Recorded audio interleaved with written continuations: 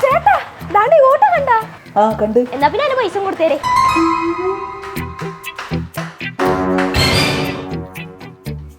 കല്യാണം കഴിഞ്ഞിട്ട് ഇപ്പോഴാണ് എനിക്ക് വരാൻ തോന്നിയത്. ഓ തിരക്കല്ലേ അല്ല.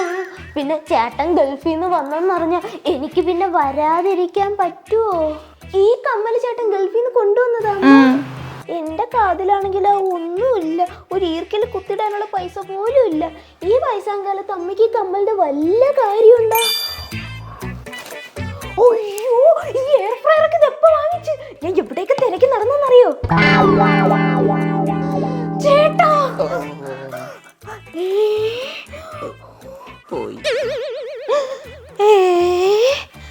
വണ്ടി ഇപ്പൊ എടുത്തതേ ഉള്ളൂ, ഓടിച്ച് കൊതി തീർന്നിട്ടില്ല.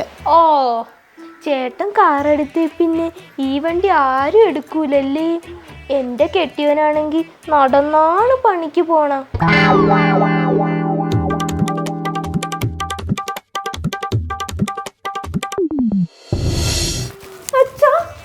സെക്കൻഡ് ഹാൻഡ് വെച്ചൊരു കിഡ്നി മാത്രമേ എൻ്റെ കയ്യിലുള്ളൂ. വേണമെങ്കിൽ അതും അങ്ങ് ഊരി തരാം. ഒന്ന് പോ അച്ഛാ. 2 പ്രാവശ്യം വരുമ്പോഴത്തേക്ക് ഇവിടെ മൊത്തത്തിലൊന്ന് വിളിപ്പിക്കാം. ഇവിടെ കഴിക്കാനൊന്നും ഇരിപ്പില്ലേ അമ്മ? ആ പാത്രത്തിൽ ഇരിപ്പുണ്ട്. ഓ ഞാൻ ഇവിടെ ഉള്ളപ്പോ ഇത്ര നല്ല അപ്പം ഒന്ന് വെച്ചുണ്ടാക്കി തരൂലേ? അതെ, ഡബിൾ ഹോൾസിന്റെ പാലപ്പായം ഉണ്ടാ.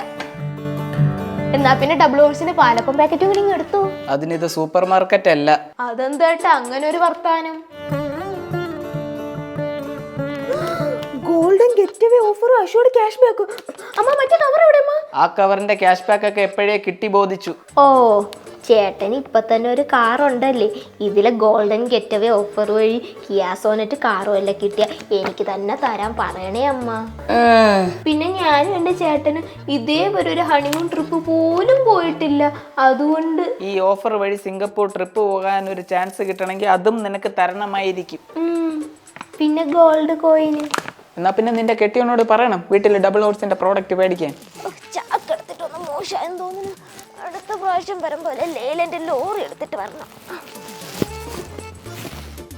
അപ്പൊ അടുത്ത പ്രാവശ്യം